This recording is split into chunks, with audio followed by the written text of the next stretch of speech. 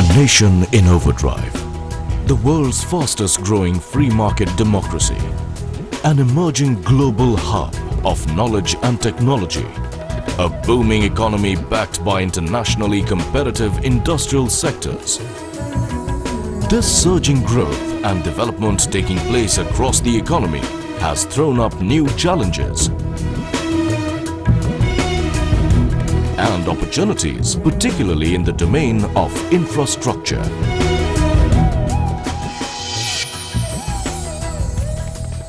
What is the driving force that underlines this constantly growing need for bigger, better infrastructure?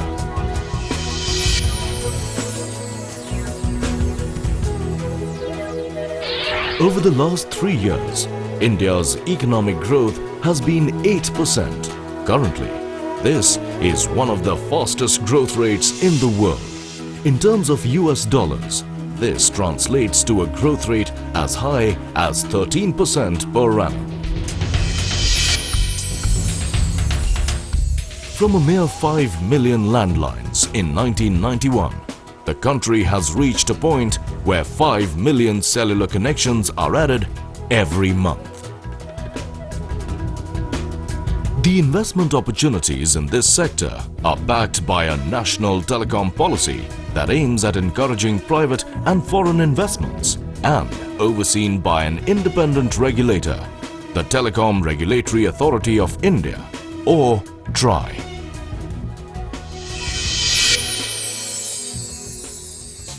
In the auto industry, the turnover has grown from $12 billion in 2002-2003 to $19 billion in 2004-2005. To attract the investments needed to expand airport facilities, the government has amended the AAI Act to provide the legal framework for the privatization of airports.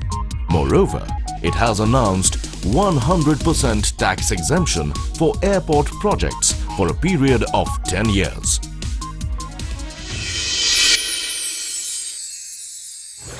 The new foreign trade policy envisages doubling India's share in global exports in the next 5 years to touch the $150 billion mark. It is time for action, and a master plan is needed to face the challenges thrown up by the sector. India's investment requirements in infrastructure are enormous and projected to rise from 4.5% of the GDP during the 10th plan to 7.5% of the GDP during the 11th plan.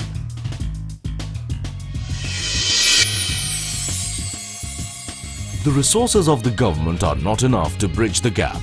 Such big-ticket infrastructure calls for very large amounts of foreign direct investment.